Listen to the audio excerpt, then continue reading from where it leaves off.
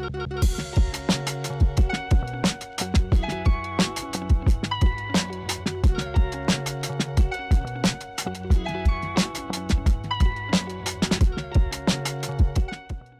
y'all, welcome to an episode of Go Bout Your Business podcast, formerly the Melanated Podcast, where we are educating about business, creative perspective, and financial education. Today, we have the sold out servant himself, CEO and entrepreneur, making over $1 million in the insurance brokerage industry. Chris Hart. How y'all doing? How you feeling? I'm good. How are you? I'm feeling fantastic. Fantastic. So, let me start by asking you the question. Okay. Who is Chris Hart? Who is Chris Hart? Chris Hart is a lot of things. Chris Hart is a father. He's a husband. Originally born in California from the West Coast. I'm a businessman. I'm a leader in my church, my community. I wear a lot of hats. And wearing these lots of hats, how did you get to be a sold out servant? Sold out servant comes from my origins. My mom's an evangelist. My dad's a pastor, and so we're originally from Compton, California, on the West Coast. And my mom was an evangelist. So the Christian faith, the evangelist is somebody who goes out and preaches the gospel, the street team, and seeks the lost. And so as a kid, we would always go out to LA, South Central. She'll lay hands on prostitutes and pray for them, drug addicts, gangbangers. And so I grew up as a kid, 7, 8, 9, 10 years old, always seeing my mom and dad give and serve. And so from a servant perspective, we always served and gave. And so my mom was even on a team where if you got raped in Long Beach, California as a female, and get to a hospital, my mom would get a phone call to counsel you between midnight and 5 a.m. Wow. And so I remember being a kid, my dad had work the next day. And so I was the big, strong 12-year-old that can go with my mom and help her out, right to the car, whatever, right? But dad had to work. So he couldn't be up that early in the morning. I would go with my mom and I would stay in the car and she would go counsel the women who got raped, whatever. And it's just what we did. And so I always saw my mom and dad giving and serving. So serving for me is second nature because my mom and dad did it for free for so long running nonprofits. And that is super dope. So how did you get into being a life insurance agent? Yeah, I did not want to be a life insurance agent, that's for sure. I don't think people wake up and say, hey, when I grow up, I want to sell life insurance. Nah, when I think about life insurance, I think what the old school do with the briefcase, knocking on doors. Nah, a buddy of mine's got me involved with it. So I was at church one night, and my wife and I were volunteering. Our church is a Bible study night. It was a Wednesday evening, and a buddy of mine approached me and said, hey, working with a company that does life insurance sales called People Helping People. And I said, what is that? I said, People Helping People, okay. And he says, you should learn about money and finances. At the time I was young, I was age 26, I just got married. I thought, okay, as a new husband, I should probably know more about how money works. So why not? And so we sat down and he told me life insurance, and eventually I saw the value in teaching my community about money and finances. Like he was a young guy, he was like 24 years old.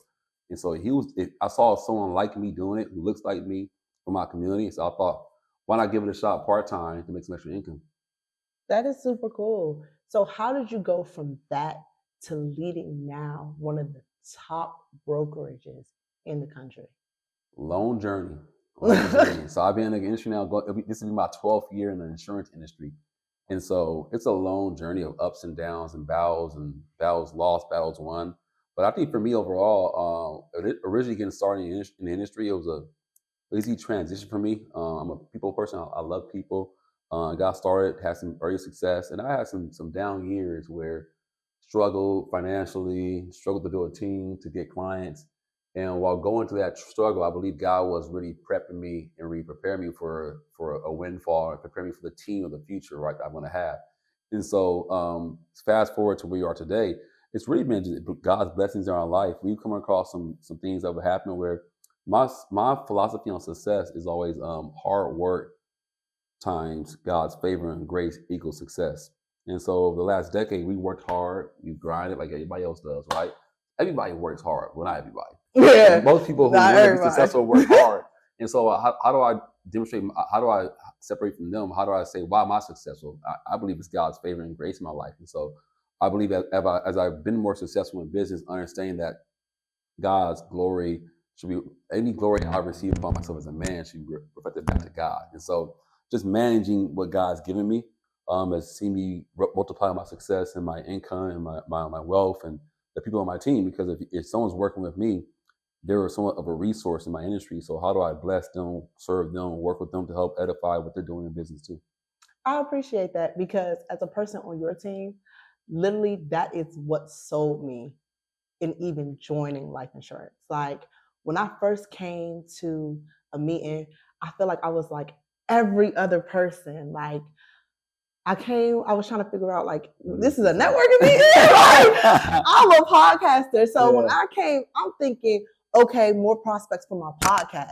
So it's like, it's the same network marketing of prospecting. But when I came in, I got completely knocked off my boots because I wasn't expecting to be given a presentation. But then when we started to get into the 3 ways money grow and the 5 homes of money, I'm like, this is something I don't know. And it's surprising because I like to consider myself well-versed in things, you know? So when I came and I was like, okay, I don't know anything about this. And then you see these coaches trying to pitch, okay, come on, we're going to learn about it. And I'm like, is it one of those things? Is it one of those things? And they're like, no. Okay, what we're going to do is take you out to lunch. Let's go back. So I'm like, okay. But then I seen a presentation by you. And I was like, whoa, this guy is confident. Like he really? He walking in like, he really know what the heck he talking about. But then it said 12 years. 12 years to give you confidence for sure. And then I was like, okay, because I'm in business, I always look and aim to be around people that's one step further than where I am. Because that's the whole purpose of growth. If you want to grow in business, for me personally, I feel like if somebody is getting blessed, like you said, if you right beside them, God's sprinkling. You know, God's sprinkling.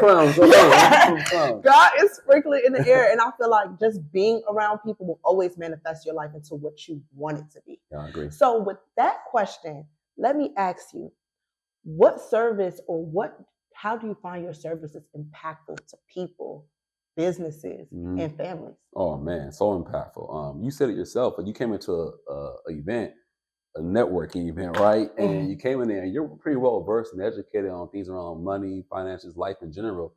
And I meet people all the time who highly educated, masters, doctorates, bachelors, or whatever it may be. They come into our situation and we'll be teaching about money and finances and have no clue what they're seeing. And unfortunately, it's usually in minority groups, amongst minorities, women, Gen Zs, millennials, Gen Xers. And so I'm in a line of business where all I have to do is go out there and teach people about money and finances, people who are underserved. We're in the underserved community.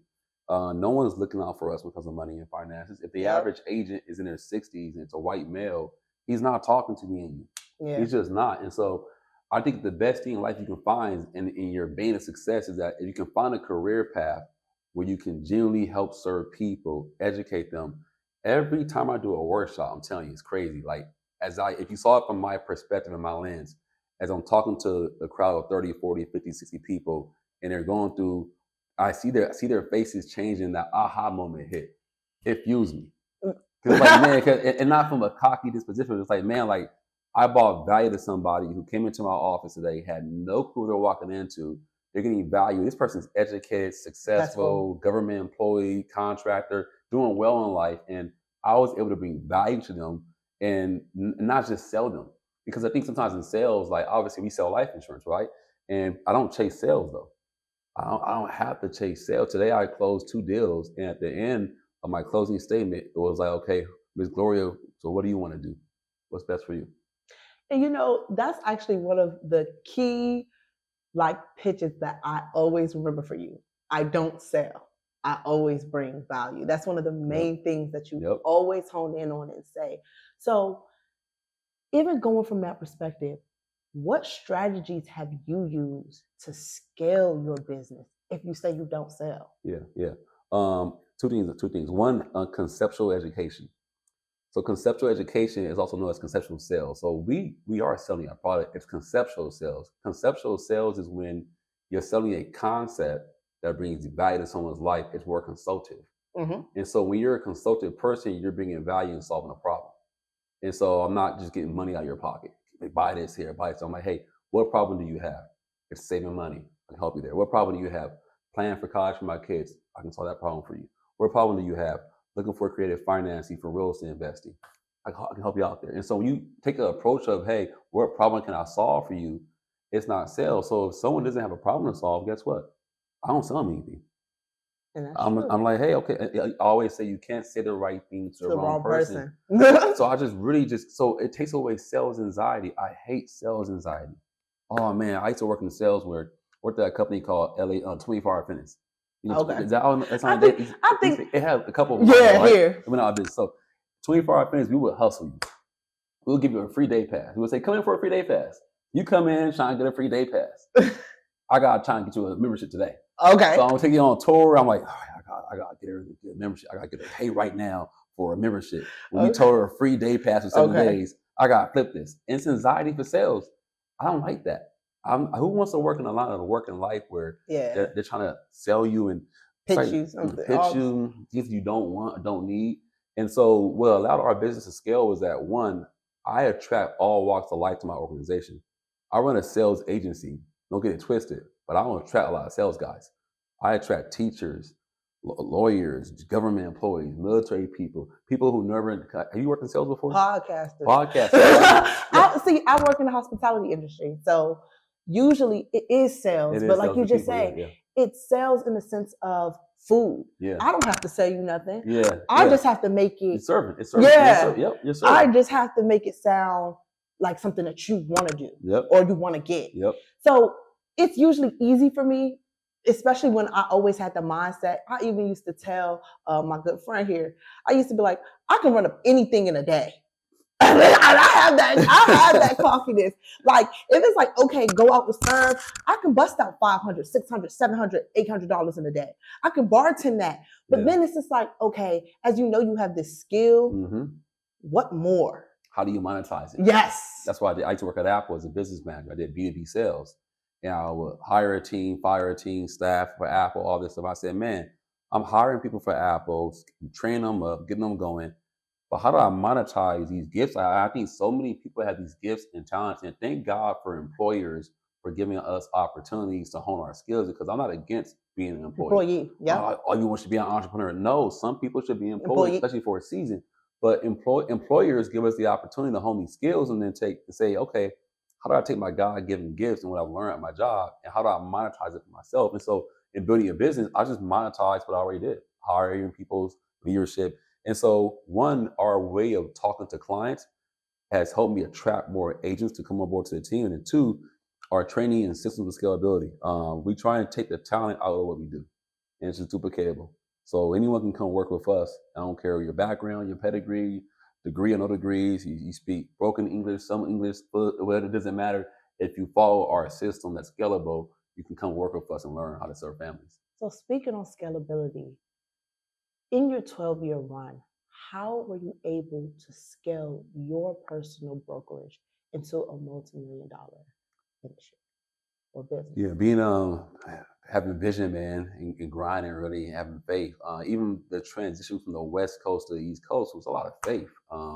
I recruited somebody who lived in Annapolis, Maryland. At the time, I was in California. And forgive me for this funny thing, I thought Annapolis was Indianapolis. So I'm like, are you in Annapolis? Okay, Indiana. Okay, bet. Let me get a flight. I'll come out there. I'm like, oh, it's in Maryland? Annapolis? Oh, the Naval Academy. Yeah, it's on the coast. Right? I had no clue. Being on the West Coast, I didn't know where Annapolis, Maryland was. Right? So I come out here on just a client for a workshop, one-time workshop, to work with a guy named Bill Corman in Annapolis, Maryland. I do an event at the Hilton. 40 guests show up for it.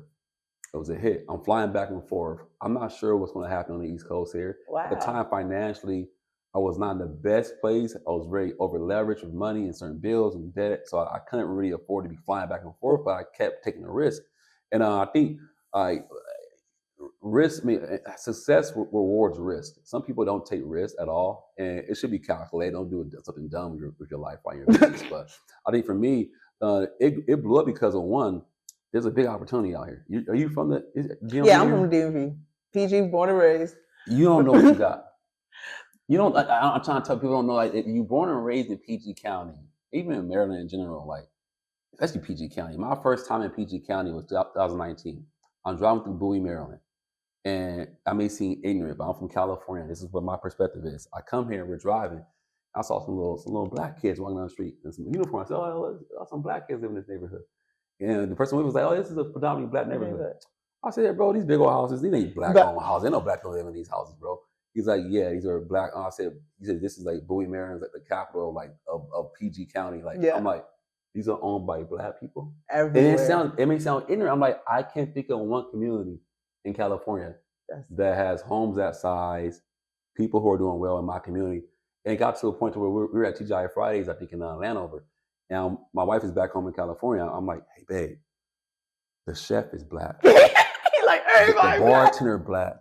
I see some black families in here, like black families, mom, dad, 3 kids. Everybody black. Like, babe, this is crazy. This is not California." And you know, it's so funny that you said that. Like growing up in this area, I took advantage of it. It was the norm for me because, like, when I'm telling you, I lived 5 minutes away from here my whole entire life, and literally, I came from Forestville growing up, let's say the beginning. And then my mom always had a house out here. She was a braider. So she braided hair for like 20 years in Forestville, Southeast DC. And like, she just always took the money. We're a foreign family. So like, came from Africa, saved up her money. You know what I'm saying? She wasn't really with the school or anything. She was a hustler. So it was just like, when she bought her house, it was huge. It was huge for everybody. It was like, okay, literally now you see the fruits of the labor. But then like, I never kind of actually honed in. Like sometimes I used to get irritated at PG because I'm like, okay, there's different walks of life everywhere in PG. So it was just like, it got the hood people, it got the bougie black people, it got everybody up in here. So you sit here like, okay, it's just PG until we lost our house. Was it in 08? Yep. The housing market crash? Yep. Over leverage. Until we lost our house. Oh, wait. Where'd y'all end up moving to? Montgomery County. That's how I ended up meeting my friends. That's how I ended up doing my business. Montgomery County. But now, nothing looks like how I grew up. Montgomery County's very diverse. It's not a lot. Nothing looks like how I grew up. And then every time someone referred to PG County, it was always in a negative connotation. Oh, you go to PG? Are you from PG? You gonna get shot? And I'm like, oh, okay, this is what I'm dealing with out here. Okay. Like, and I'm like, have y'all ever went to PG? Like, have y'all ever seen the houses out there? Like, I'm like, and it's so funny because I always used to use this exact neighborhood that we're sitting in today as an example. I'm like, why y'all saying these $500,000 houses? There's better houses in PG for half the price. I used to always more land and everything. I used to always try to argue the point out until like I grew up and I wanted to leave, and then the opportunity kept me back. I'm like, until I pop in the DMV, I ain't going nowhere. Until I pop in the DMV, I'm not going anywhere because there's too much opportunity here. It's too much opportunity here. And it's nothing but, it's like a black utopia if you let it be. If you let it 100%. be. And that's why I always try to figure out how to even work with different Black-owned businesses, how to work with Black mentors, to try to understand, okay, not only are you in this space, but how did you survive and scale in this space? Not only just, because the DMV is a play-to-play type of area. If you don't make a certain amount of income and you get older and older, you're going to find yourself out of here fast. Because you can't afford the rent. You can't afford the livelihood. You can't afford it. I see it. It's an area you cannot afford. You will have to go move to like a different state where your income can match your ambition. You know? And I never... Income match your ambition. That's key. Your income has to match your ambition. And that's why I always try to figure out, like, even for yourself, moving out here from California and seeing the opportunity, how did you even know that you can scale? What strategies you know? Like, okay, I'm about to turn myself into somebody out in Maryland. So first of all, I scaled and built a business in California where it was 50% Hispanic, 20% white, maybe another 20% African American. And I built it, right? Not that I can't sell to anybody. I can service anybody, white, Black, Hispanic. But you gotta realize California is a little faster pace. And so it's funny because a buddy of mine was also from California, was out here building in Virginia. And when we came down, we touched down here, it was kind of like, I don't want to say this, so it has nothing to do with intelligence or IQ. It's speed of hustle. So in California, like it's like hustle, speed, like boom, boom, kind of like New York. It's fast. When I came to Maryland, I was like, oh, it's a little slower. It was almost like, okay, I'm fast. The people around me are a little slow. They're not slow. It ain't like the South. Nah, ain't Georgia. Like, nah, it's like a little slower. And then also, though, you realize that I saw a melting pot of opportunity when sometimes when you're from somewhere and born and raised in it, coming up in it, you don't even see what you got. Yeah. So I came around and said, wait, time out. You got Black people that work in government jobs that make $100K a year, $150 a year, $180 a year. They got big houses, they got nice cars, they have money, they can save money, but no one show them how to do it. So if I come here and I look like them, talk like them, act like them from the same community, I can share experiences with them, I can teach and educate them. The opportunity here is huge. I knew I'm gonna be gems. I said I'm gonna be a millionaire. I knew. I said, why would I not? I'm teaching people in my community how I look. And then somebody said, Chris, you can't make money in insurance with locks.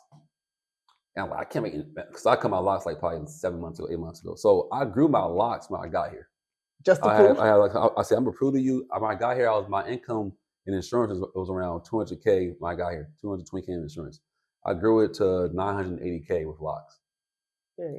And so yeah, I hear that. Yeah, but then it was a cheat code too because like, hey, I'm in PG County, Maryland. It's like I talk even with the locks. Like half my team has locks, right? And so I think for me, it was being from an outside perspective coming in here. It gave me an advantage in the beginning because I realized, man, what's here. Even like with Jared and coming from Atlanta and moving up here, when you come here in the DMV is ridiculous, man. The amount of money here, in all groups, white, Black, Hispanic, you see Salvadorans, you see Hondurans, you see everybody here is doing well. I read something before. It was a level of opportunity on a scale of 1 to 10.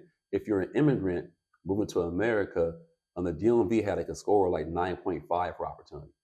It was one of the best locations to move to if you're an immigrant looking for opportunity. I meet a lot of immigrants like your mom who came here, hustled. Your mom came here, hustled, did braids, bought a house. Bought a house. But she realized I'm in a community where I got a lot of sisters here who need hair done. And so I'm going to get my clients here, right? And so I think for the right person who's ambitious, man, you can make it. You know they say if you can make it in New York, you can make it anywhere? Yeah. New York's different. New York is a beast, right? I think the DMV has the most opportunity to make it if you're a hustler. Yeah. I don't want to say it's the easiest. You got to work. But if you want to hustle, that's why I see so many immigrants kill it in business. They come here, they see the opportunity, like, oh wait, I can just work hard and make money. Game over. And so I think that's the biggest opportunity. But there's a challenge you mentioned in PG County. One of the biggest challenges in PG County is the next generation coming up because our Gen X parents and baby boomer parents did well, made money. And I don't always see that generational ambition passed down to Gen Zs. You know, it's so funny that you said that because I think that was what inspired me to become a business owner. In fact, like watching my mom go to each metro station, that's like one of the main stories I always tell anybody when I talk about business. Watching my mom go hand in hand, pass out business cards until she looked at us and be like, here's these business cards, you better pass these things out too because you eat off of this. Yeah. Like, you better pass it. So now we're out there for hours. Passing out business cards. It doesn't matter from Brown Station Road all the way to Anacostia. That's how she got clients. Yes. We would pass out business cards. We would always go up and down each line, passing out business cards, literally pitching ourselves. And I would just watch it and I'm like, if my mom could do it, my mom's from a small village in Ivory Coast. Like, if my mom could do it, there's no excuse. And it started to create this fire. And I'm like, okay, so how do I differentiate myself in business from the average market? Yeah. And that's what I start to find, like, okay, what strategies can I use? How can I use it? Until like I stumble across business owners like yourself. Mm-hmm. So it's like, my main question to you is, how do you even differentiate yourself in business versus other insurance brokerages? Oh, it's quite easy. It was crazy. So like people, there's a shortage of genuine leaders who really want to see people win. And it's not like I'm trying to get over you. It's like, it's crazy. People are smart and wise. People can tell when someone's not being genuine. Yeah. And I think a lot of people are trying to be fake in business and put on this mask to trying to attract you, to get you, whatever. They have intentions. And intentions aren't always pure. Yeah. And I don't care how good you are at being fake. It always shows. It always shows. It always shows. Yeah. It may not show the first week, the first month. It always but show. at some point, you're like, what did he just do? Mm-hmm. You see it like, oh, he letting his guard down. It's almost like I haven't dated in over a decade, almost 2 decades, right? I'm like, I was 19. My wife, I met her. But I have a friend of mine. She goes on dates sometimes, and she'll be like, man, these guys up on this front. They want the first date. Yeah. By the second date, third date, fourth date, it starts to show like their true intentions, right? Yeah. And so I think in business, it may sound crazy if you are accessible, like as a professional, as a successful leader. Most people, the higher they go, they become less accessible. Mm-hmm. Oh, I'm busy. Oh man, hit me up next week. Let the phone ring. Don't call you back. Don't text you back because they're busy. If you're accessible, you're going to stand apart from other leaders. Because we're told sometimes to make yourself less accessible, to make yourself more important. And that's quite the opposite. The higher you go, the more you should be more accessible. Because you're stand apart. Because like this person who's successful in real estate, podcaster, influencer, insurance, you would think that they aren't accessible because they got so much going on. And so when they're accessible, it's like, interesting. Like, it makes people more drawn to you. That's one big thing when it comes to success and being different. And the second thing is really give your gift away without expecting anything in return. Just give your gift away. Whatever God gave you, when you give your gift away, it doesn't take a lot of energy. Yeah. So like if it's something I like doing, I can do it for free because I enjoy doing it naturally. But then if you can find a way to monetize it, but keep giving it away for free. I'm a big fan. Like when I grew up, I'm a millennial. The mixtapes were very popular. I don't know if you know about mixtapes. I know about mixtapes. I'm 25. We know about mixtapes. I'm 38. So back in the day, like if an artist wanted you to buy their album, especially in the rap game, they'll give you.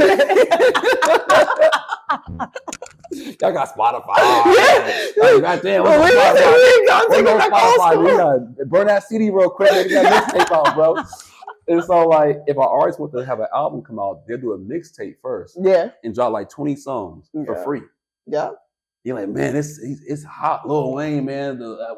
Dedication 1, Dedication 2. Okay. It's like DJ Drama, all that stuff. And then he'll drop the Carter 2. Boom. Yeah. Platinum record. Why? You got hooked on what he got because he gave you for free, and then he asked. And so I give away my gifts to people.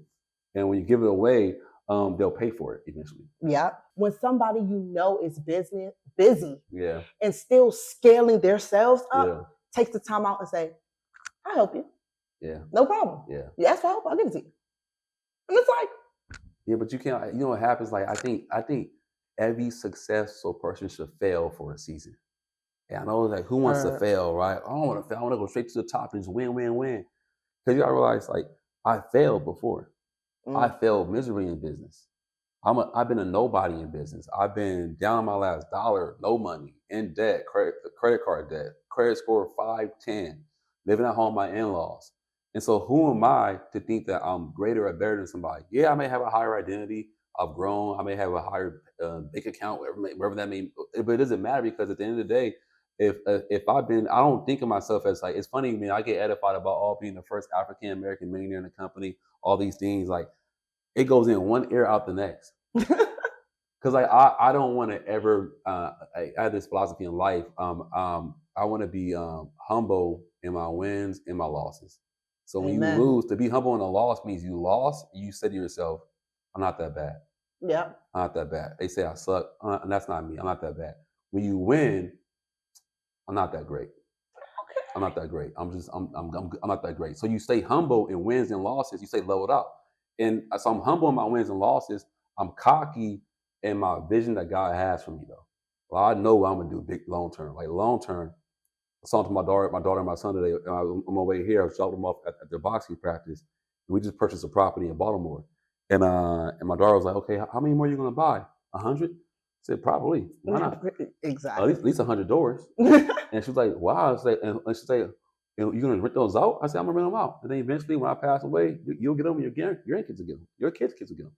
But like, let's say 100, the own 100 properties to me is not that big of a deal. Like, God can make it happen. It's not that big of a deal to be worth $500 million. It's not that big of a deal. God can make it happen. So I'm cocky in that, but I'm humble in my wins and losses, right? And my conviction always comes from my work ethic. Amen. I'm gonna work it. Like, God, if you give me a sound mind, healthy limbs, I can do the work. I'm going to do the work. I'm gonna work. I've been around a lot of immigrants. I've watched them, and they work their butt off. And so I always say I work like an immigrant. I will work like an immigrant from Haiti, from Nigeria, from Ivory Coast, El Salvador, meet you at Mexico. I will line up with you. I mean, you black, so it turns into an immigrant here. We're going to do it. That's what I'm saying. You black, so it turned into an immigrant here. For real. In the U.S. Oh, yeah. If you got this skin color, you have no other choice but we're not no different. I know. It's funny. I always say I wish I had a flag to associate with. You know, so many people say that. I'm Black American, but I was like, okay. Let's make it more interesting. I'm not Black. I'm not from America, bro. Like, yeah. So that's the only thing. Because let's make it interesting. Let's say we Black Cuban. Let's say something. I'm gonna carry my Nigerian flag, my Haitian flag. Yep. I know my great grandfather's from Haiti, and via probably Nigerian slave trade to Haiti. So you already know. You have the flag. I kind of have, but I don't know anything about Haitians, but I know my great grandfather came from Haiti. If it's in your blood, that's why you got the fight in you.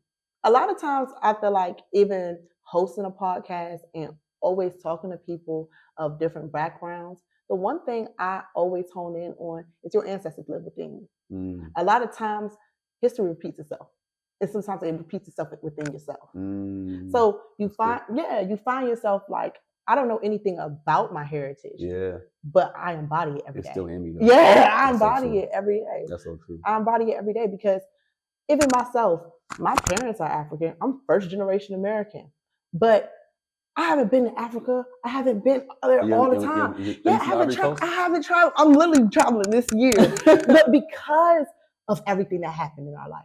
So when the market crashed, we're just trying to figure out how to survive from that point on. Wow. We're not traveling. We're not thinking about any of that. We're thinking about, okay, how to get back up because we were hustling.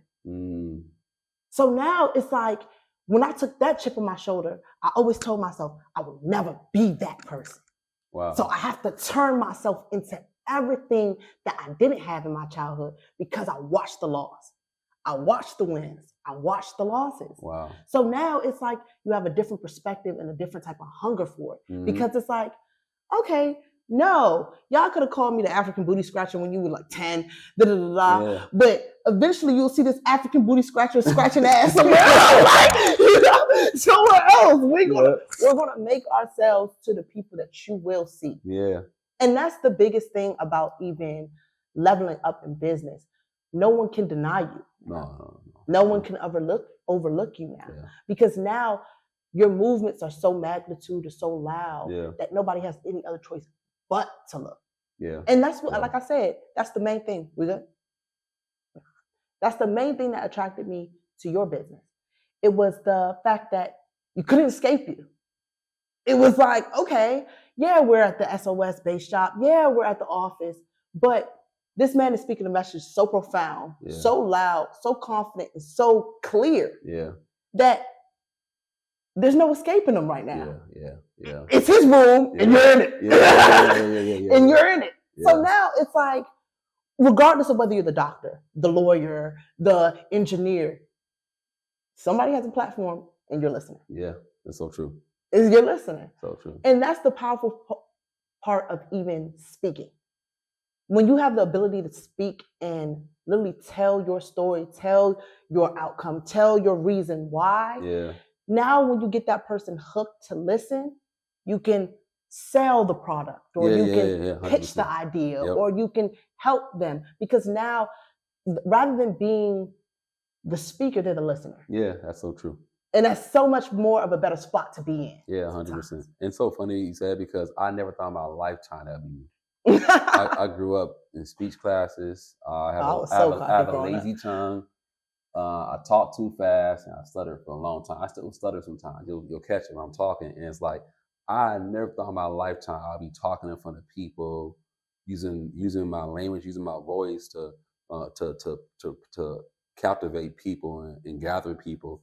But man, God works in mysterious ways. It's crazy how you usually sometimes your weaknesses, your blessing is buried under your opportunity in life sometimes. Yes. So with that question, a lot of people, I feel like you ran the office for years now. Yeah. A lot of people come into the office and say, is this one of those things? Yeah. People think that life insurance is a scam. Yep. So what do you even say to people who feel that way? And how do you respond to people like hearing their reasons why? Yeah. You know that very question, that very reason is why I make so much money. So here's why. Normally, people of color say that more than people from different backgrounds. That life insurance is a scam. And what I found is that in the white community, the Jewish community, even the Asian community, life insurance is highly coveted. That's how they pass down generational wealth. I'm going to answer your question. Quick story that connects to it. One of our agents' grandfather passed away recently. And one of my brokers was on the phone with her talking about it. He calls me back. He says, "Hey man, so-and-so's grandfather passed away." I said, "Oh man, it's unfortunate. Was he covered? Is he good?" "Yeah, he passed down $4 million to the family." And I'm an insurance agent, and I shot. I said, "Wait, he passed down $4 million to the family? How old was her grandfather?" It was 89. Wait. He had a $4 million policy on his life at age 89? And for a second, I'm like, I'm saying on this podcast, I've never met a black family, a grandfather that had a $4 million policy passed down to his kids. And so they pay us to be able to articulate the message to convince them that, hey, this life insurance policy may be a good thing for your family. Giving this permanent policy and tying it to your family trust may build generational wealth. Getting this cheaper term policy at age 22 that's $17 may be a good idea. Having long-term care may make sense. And so now it's our job to put on the best presentations possible and be professional and try our best to convey to them, hey, you want this information. And so we do our best to understand that. We understand that our model of what we do is sometimes looked at, okay, is it one of those things? We leverage a network marketing model tied to financial services, a highly regulated industry. Yeah. Licenses got to be done. If I go outside today and get a DUI, I'm done in insurance. Yeah. I'm done. If I got tonight, I caught a DUI, done, license suspended, I can't make money anymore in insurance. So it's not a lot of businesses where that takes place. So with that connection there, network marketing just allows us what opportunity to use word of mouth marketing in a community where people buy from people who look, talk, and act like them. So if I want to capture a community of African Americans, Gen Zs, millennials, I'm not going to do it with some big old ad in the mail or some billboard. I'm gonna do it by going into the trenches and, okay, you know who? You know John? Okay, John knows Dwayne. Dwayne knows Ariana. Okay, boom, boom, boom, boom, boom. That's how this business spreads, right? And so network marketing just allows us to use this platform to do so. So when people say, hey, is it one of those things? Why do you recruit? Everybody recruits. Yep. I have to recruit to build an agency. I have to. This is one of the main things I had to come to terms with. Like, okay, if it's a good fit, it's a good fit. I had to keep on drilling into my head. You can't say the right things to the wrong person. If it's not a good fit, don't put no pressure. Okay, cool. But I work with so many businesses because of my podcast. Yeah. So I've been around like different studio owners or different artists or different companies, just in any type of industry because I interview them. Yeah. So it's just like, okay, now I'm starting to understand, okay, but why if I leave the podcast space and I'm trying to teach you about finance and the ways that you can leverage your business, knowing that we've done business together, why are you so hesitant? Because you realize finance is a sensitive subject. Yes.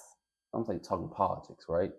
And so when you want to come show me about finances, how to do it better, my insecurities come out because I don't know a lot about it.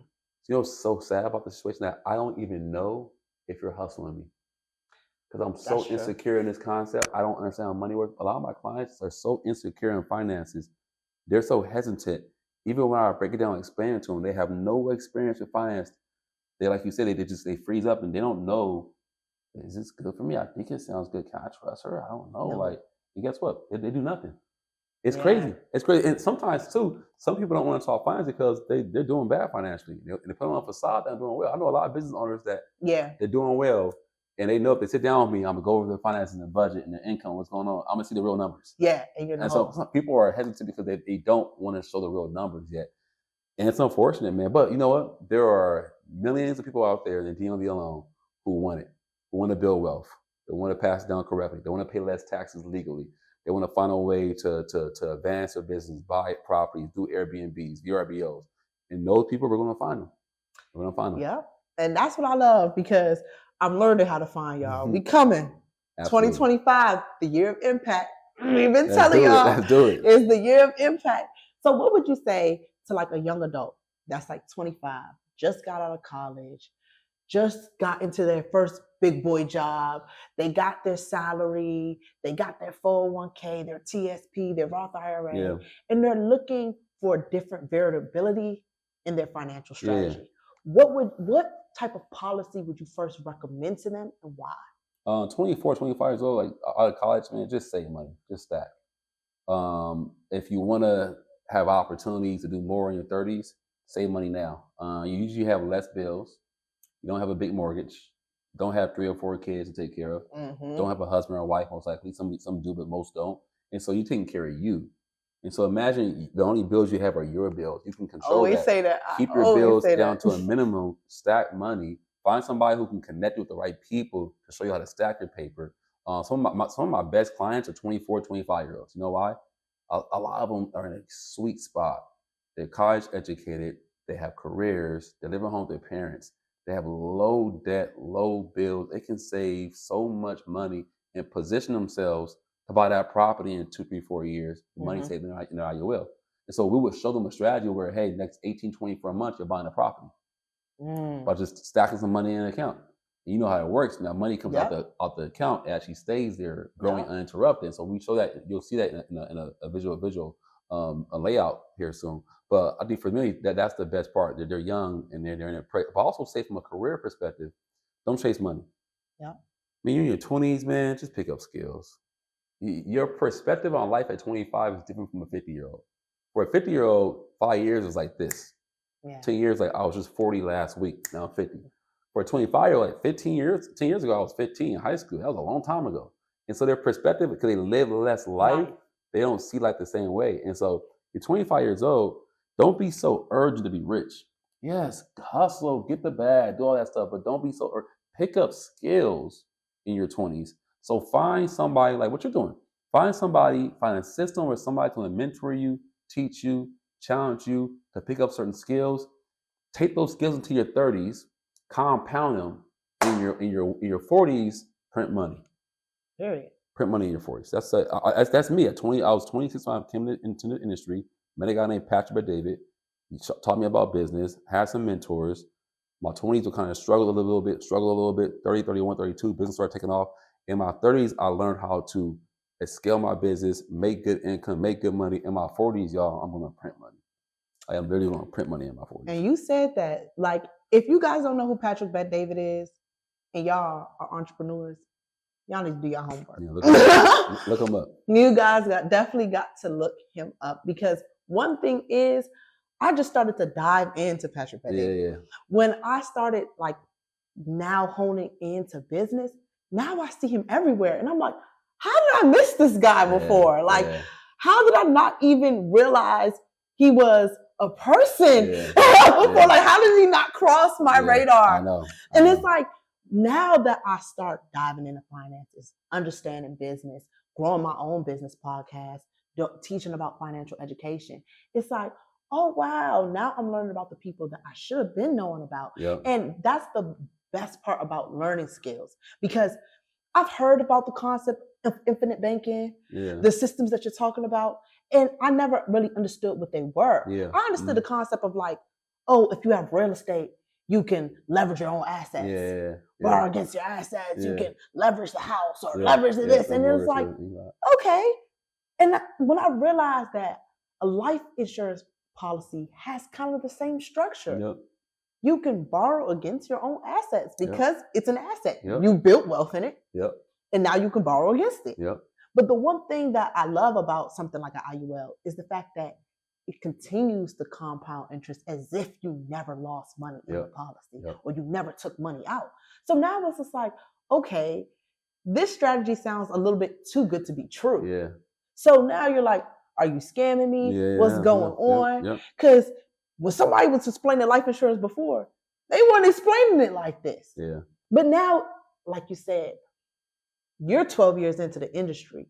There's so many products that have changed, evolved, grew, turned into something different. Yeah. So now, even discussing these products, what products do your personal brokerage sell? And why do you guys sell those products? I'll tell you this, insurance has changed, but insurance is like the oldest financial tool in America ever used. I ain't not in America. The Roman Empire used annuities to an insurance product to pay their legions, their warriors, their soldiers in their legions, a salary for retirement. So insurance has been around since forever. And so and that's why it's so stable and the safest place to put your money in. People are like, oh, this is like a scam. Your bank is a scam. Your bank is backed up by insurance companies. What are you talking about?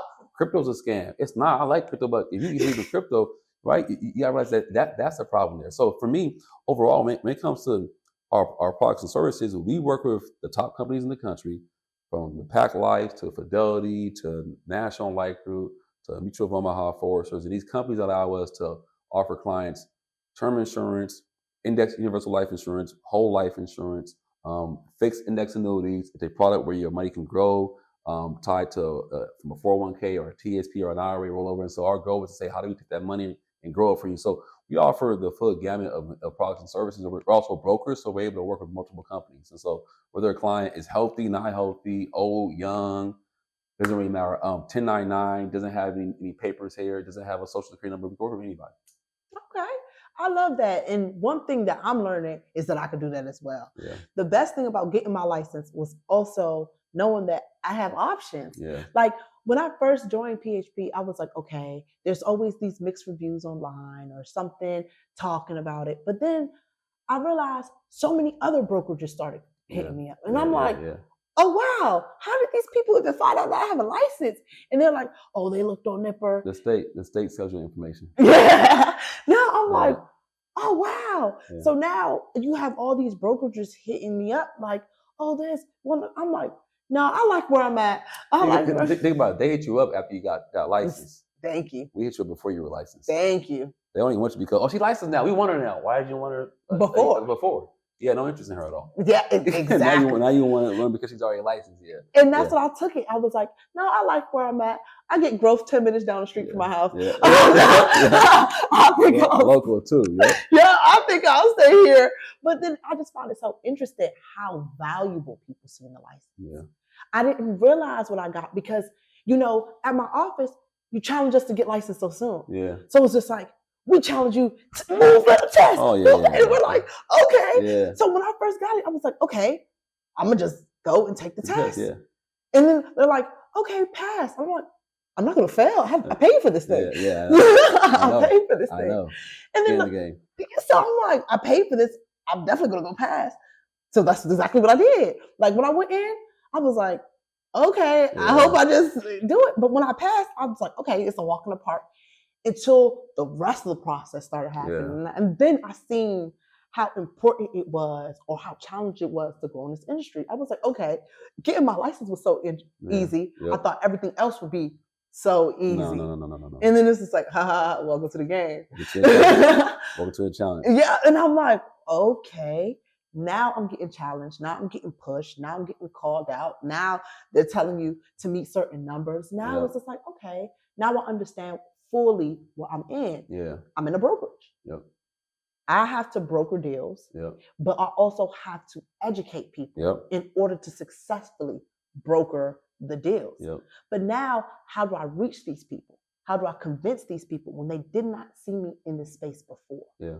So now it's like, now that challenge of the identity shift. Yep. The identity shift of turning yourself from the podcast, never losing those, No. but only gaining. And that's what I like about when you said gaining skills, because it's like, that's the phase I am in. And I'm like, okay, I'm gaining these skills. I'm learning.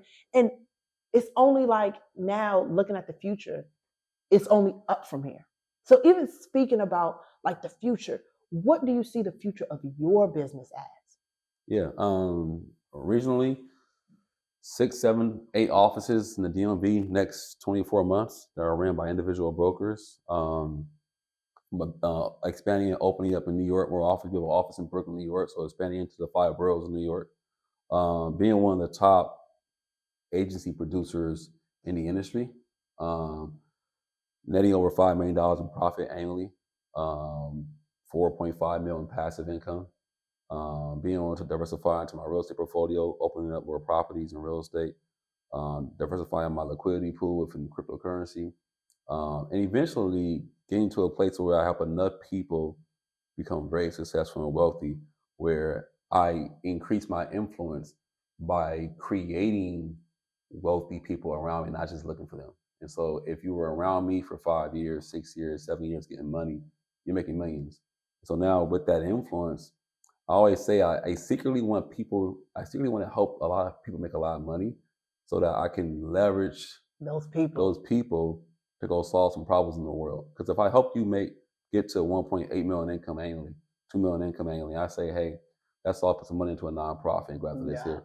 You're probably going to say yeah to me because, like, man, Chris, you helped me get what I got in life. You poured into me when I was broke. You were patient with me. And so now I go into the next phase of life. I always say there's 4 phases, right, when it comes to business. There's survival, the survival phase. You just trying to figure out business, man. Like, can I get a client? Please, can I get one client? Tell me some money. Like, I'm struggling. Once you get past survival, it could be anywhere from 6 months to 3 years, depending on the business, right? You go to status. Status is, okay, I'm making a little money now. I got the Beamer, got the Benz, maybe some nice clothes. I'm eating at nice restaurants. I got a nice house. It's all about status. And then from status, what happens is from status, you go to freedom. Freedom is the money is coming in passive. I built the business. I've got multiple people that report to me. I can walk away, go travel, go Turks and Caicos, and the money's coming in. And then from freedom becomes purpose. Purpose is like, man, I'm living for purpose. I truly do not need anything from anybody. I built my business. That's why I love when I meet pastors that were businessmen before they were pastors. Because like, nothing against a pastor who wasn't a businessman, but like, he kind of needs your tithes. Yeah. He needs your tithes to take care of his own family. The church should need your tithes, not him. And so when I have pastors who have built their business, they're successful outside of the church, they don't need your tithes at all. And so one of my next chapters of my life is to go into kingdom building. And kingdom building for me is not necessarily being in the pulpit or being a pastor, but finding out ways to connect influencers, kings and queens, business owners to churches and attract them so that the pastor can cast the vision on where they're going, but we provide the provision for that vision. And we have the income, the influence, the resources to make it happen. So I'm going to partner with my pastor, my church, or something along those lines in the next 17 years, because I'll be done with the building of the business that's been done, but also the skills I've acquired. Recruiting, I can't recruit people to a church or recruit people to God. I've been recruiting my whole life. It's gonna be easy. That is a really humbling dream. Like, I love to hear that, because to now know the levels of businesses and to track where you are in them, just to know, okay, the biggest dream is after that is purpose. It's always been a dream of mine. Yeah. I always used to say, I just want to run it up to give it all back. That's like, I feel like that's probably like the craziest high anybody can feel. Yeah. Like, to watch how you can grow in the world just to give it all back. I'm telling you, like, giving feels good. For me, what I found, like, to me, it's a drug. Yeah. It's a drug. Yeah. But to empower somebody to become more than they ever thought they can be, and see them go through struggle, develop and grow and become successful because of your 5% of influence.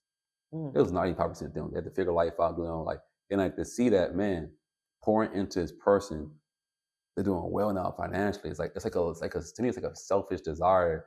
Like it feels good to see, man, I played a small role in your life advancing and doing that. Man, that feels good. And now you're making money and it's compounding. And not only am I giving money away, you're giving money away. Mm. Oh, that feels good, man. Feels really good. Coach, I love having you on here. I appreciate your time even coming out to talk to me. Absolutely. What do you have to say to the guests on my podcast? If it was somebody who was looking for a push in business, looking for a direction of where to go, what would you say to the people who are watching today? I would say reach out, man. Just reach out. The only reason I'm at where I'm at is because somebody reached out to me or someone gave me an opportunity to grow, to get better. And don't do it alone. I meet so many business owners, people who have big visions, big dreams, doing it alone. Don't have any mentorship. I respect really what you did because you came out and said, hey, I run a podcast. But I went into an insurance office of an agency. I'm not an insurance person, but you know what? People need this. I can make money doing this, but more importantly, I can pick up skills. And don't be afraid to reach out to her and say, hey man, what are you doing? If you're a business owner in the DMV or anywhere, and you're saying, man, I don't have a mentor or a coach, that's like going somewhere without GPS and not knowing where you're going. Like, man, I'm guessing where to go. I don't know where I'm going. It's going to take you longer to get there. And so a lot of the guys and gals who work with me get there fast because I've already been there. It's like I'm saying, hey, don't make a left. No, don't go right. Make a left. Yep, go up there. Yep, come down. Yep, because I've been there before. I make the mistakes. And so reach out, man. Don't be afraid to reach out, whether it's through Instagram, through Facebook, TikTok, whatever, the YouTube channel, and subscribe to the channel. But more importantly, reach out for help, support, because at the end of the day, if you can run with a flock of people who are doing the same thing as you, regardless of what industry it is, you're going to rise up with them every single time. Thank you for that, Coach. So what my last statement to you, after we show you guys how to use a policy and how it works, is what is coming up for SOS this year? This year, a lot of big things coming up for SOS. Well, we are making a big impact in the local community here. We're helping support a lot of government employees who are unfortunately have been impacted by DOGE and by what Trump is doing. And so we're intentionally running free financial workshops for government employees who are government adjacent, whether they're contractors and what's next for me, my TSP, my pension, my federal government insurance. How do I transition that? So we intentionally are having workshops on Friday nights, our local office, and you can reach out to Lily and she'll give you the information on that. We're also focused on some events we're having here. Our team is going to certain conferences, but more importantly, we're expanding and growing. And so if you're watching this in the DMV, we plan on opening up locations in Alexandria. We opening an office in Northern Virginia area around McLean. We're opening an office in Baltimore County, taking deep PG County, Charles County. And so I'm excited about the expansion. If you're someone maybe who's open to saying, hey, I'm in the surrounding area, I'm in Woodbridge, I'm looking for an opportunity. We are expanding and growing and looking for people who are like-minded, who want to genuinely make an impact on people's lives. Mm-hmm. Money's important, I get it, but people who want to chase impact and influence first. And we'll show you how to do that. But if you chase impact and influence first, income will always follow. And y'all, you heard it here first. We going about our business. Y'all, thank you for watching. Stay tuned to the next episode. Right now, Chris will be showing us how an IUL policy could work for somebody like myself, or even an example of a 40-year-old growing, realize that, hey, I made a mistake, I advanced in life a little, and I just didn't learn. So, Coach, what I want you to do is take it away and show them how a life insurance policy could work and grow for them long term. All right, here we go. So we got the client's name is Client Example, female, age 25. We'll keep it simple there. And we'll go here. So we're looking for a policy that obviously builds cash value, maximizes the wealth for a client. And so the insurance company has asked me how much life insurance does a client want. In this case, the client does not want a ton of life insurance. They want to build wealth and use life insurance as a leverage tool to build cash value tax-free. And so we go here to solve for, what are we solving for? We're going to solve for maximum accumulation. So we'll go ahead and max accumulation here. This window pops up. It's asking me how much per month is the client plan on putting away. So in this example, what do you want to put here? So let's say a 25-year-old just got out of college, still scaling in their business, and scaling in their career, and just makes anywhere from $50 to $75K and want to put about $200 away. Okay. Put $200 a month to the policy.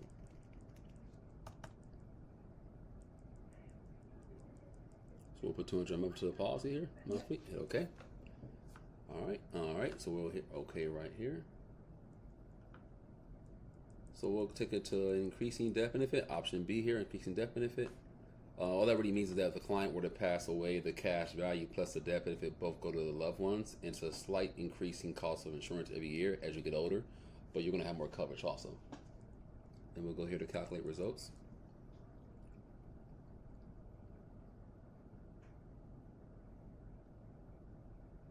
Takes a little time to load. I'm about to say loading. We can probably cut that from the edit. All right, so here we go here. All right, so simple breakdown. All right, we're not going to go too deep into the illustration here or too deep into the contract here, but just a simple breakdown of how this policy works. You have a 25-year-old saving $200 a month for life insurance. Not maximizing the policy. As we all know, a Roth IRA is $7,000 a year, so they're nowhere near the Roth IRA max. They're kind of just getting started in their career. They're putting away maybe $100 a paycheck towards this account. That's what their budget is right now, right?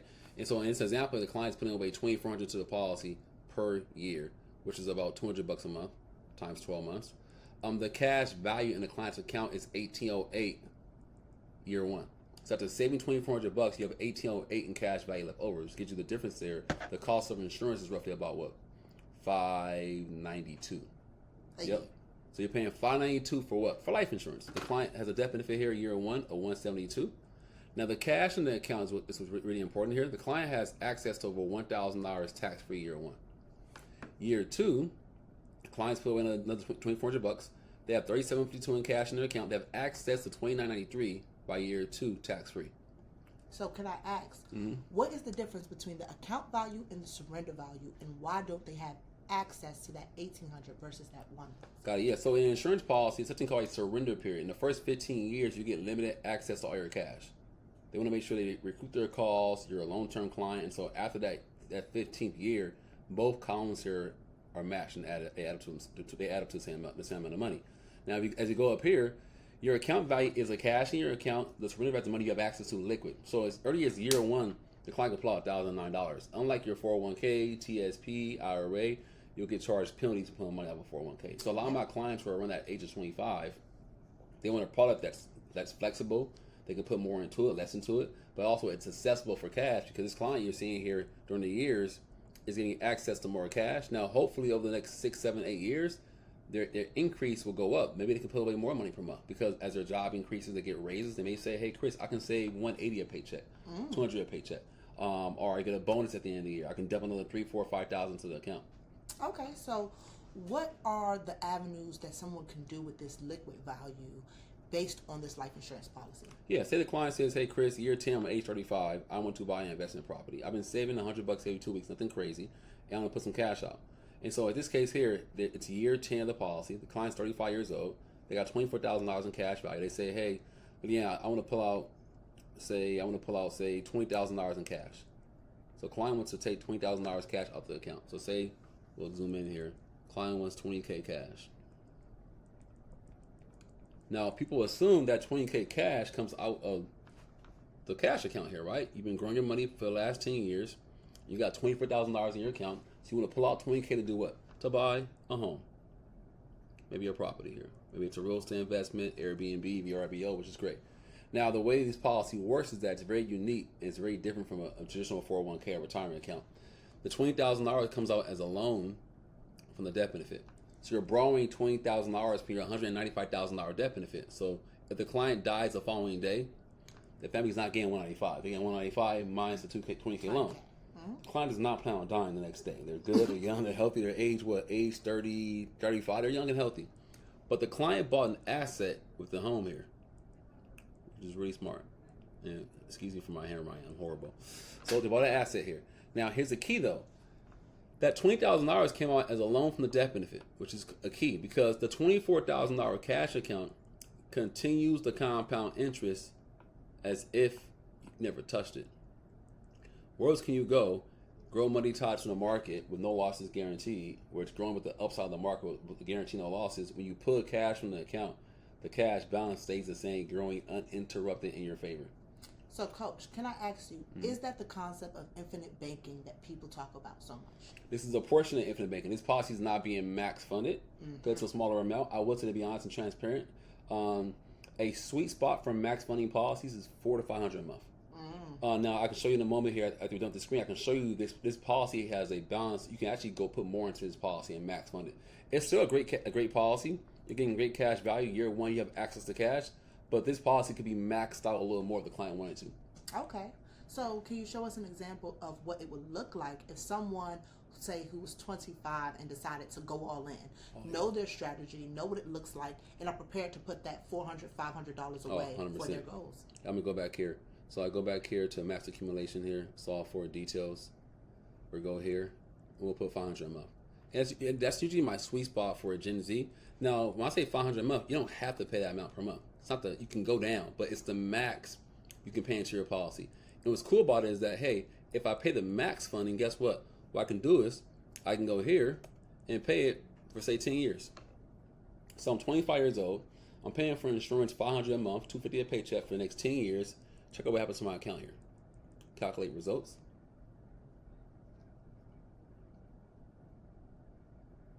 Loading. Yeah. Dun, dun, dun. Tell me about it. So here, a little different setup here than before here. See a difference in cash value quickly. So mark up here. So we've got clients putting away $500 a month, $6,000 a year into the account. After year one, they have over $5,000 in the account, over $4,703 access liquid. So you see it's picking up cash value much faster. It's a little larger debt benefit, $210, but by year two, the client's got access to $9,500. They have access to about 90% of the cash in their account by year two. That's already as month 13. So it's super liquid. Year three, $16,000, $15,000, $22K, $21K. Now you see here what happens is key. The client stops payments at age 60. Not making any more payments in the account. But the account continues to compound interest for the rest of their lives. So if someone who was 25 was able to max fund their policy for about 10 years, they will be able to stop paying for insurance completely. Yeah. As long as the market is an average return of around 6.6%, which has done much more than that the last 20, 30, 40 years, they should be in pretty good shape here. As you see, this account just compounds well into retirement. At age 65, they have over $500,000 in cash, and they have not made a payment in 30 years. So can I ask you, from this strategy, why is this strategy not being previewed to a lot of young people so they can get started when they enter their careers? Simple reason why. Let me show you. Commissions. I think it's greed, to be honest with you. And so this policy here, the way insurance works normally when you pay into an insurance policy, whatever you pay per month, which is $500 a month times 12, is our commission on premium. Mm-hmm. That should be the commission for the agent. Yeah. Because you're selling more life insurance in most cases, but we're selling less life insurance. Because of the cash value. And the client's younger, they don't want a high cost of insurance. So guess what happens? The commission drops from $6,000 to $963.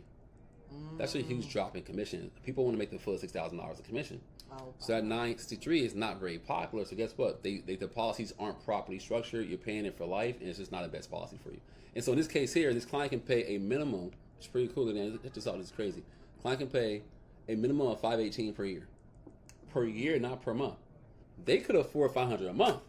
So imagine hard times hit. They're like, oh, hard times hit, lost my job, government employee, Doge, laying people off, they're getting rid of DI, all this stuff. I'm lost my employment. I can pay $518 per year divided by 12 months. I'm paying $44 a month for insurance. Wow. And my policy will stay in force. Now, I'm not building wealth for myself, but I'm keeping the policy intact for that 6-month, 12-month drop. I'm right now looking for a new job. Okay. So with this strategy, what have you seen from your personal experience that people have done with the money, ideas that they have used, even if they're unsure about what they're putting their money into? Yeah, one, if you're unsure about where you're going to deploy your money into or what you're going to invest into, this is a great strategy to just save your money, let it sit there and let it grow. It's a shelter. It's a tax shelter. One, your money can't be touched here if you're sued. Life happens, you get sued. You may own this. You may not own. You don't own this. It's an insurance policy. Okay. Two, if you ever get filed for divorce, I'm not a fan of divorce, but sometimes, hey, you want to keep your money that you had before the marriage. Like, it was his fault. I'm not giving half my cash. Your 401k gets split in half. Okay. You keep this. Bankruptcy. Yeah, right. Life happens, you take a risk, you open a business, it fails, guess what? The cash in your account can't be touched. So these things are great for that tool, but I've seen people use it for investing. I've seen clients say, hey, I want to buy a house or buy a property in 6, 12, 18, 24 months. Instead of letting the cash in my checking account or savings account, let me get upwards of 8, 9, 10, 12% in this IUL, but safe at 4 or 0%. And let me borrow from the death benefit in 18, 24 months when I actually buy the home. See, that's smart. Okay. Now I'm using my dollar twice. I'm using to buy property, but it's also still growing tied to the S&P and the NASDAQ. Okay, and that means the policy will continue to compound interest as if that money that you just took out was never touched. Never touched. Can't lose that. Can't lose. That's a win-win. See, y'all, this is why you should open your mind to life insurance policies. So let's say if somebody didn't do this, didn't use this wealth strategy, was 25, 26, didn't know exactly what they wanted to do with their life plan. Somebody introduced them to it, and they were afraid. They were like, no, life insurance is a scam. Yep. People already told me no. People told me that this and that and all these other mixed reviews. And then the opportunity presented themselves again at, let's say, 45. What would it look like if somebody has now seriously understood finances, have their family to take care of, have kids, and then now are more serious about protecting their families? Yeah, not much of a change here. So these policies are being structured in a way where it adapts to the person's age. So we have a 45-year-old here, right?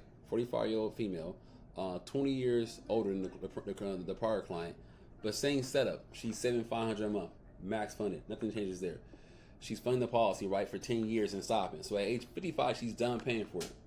Here's a change you see here. You'll see a slight change in cost of insurance. So in order to reduce her cost of insurance, we just reduce her death benefit. We give her less coverage. Okay. You'll see it here pop up. So you see that death benefit now? So I'm going to highlight this here so I can mark this up. Mark up. Her death benefit dropped almost in half to 124. You see that? So 20 years later, it's giving her a much smaller death benefit. Why? She's older, her insurance will cost more. So instead of dropping her cash value significantly, her cash value is not grossly impacted. $6,000. She has access to $3,100 year one.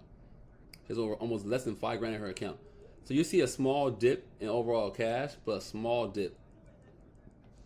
And same concept. At age 55, she makes her last payment, and the policy compounds for life.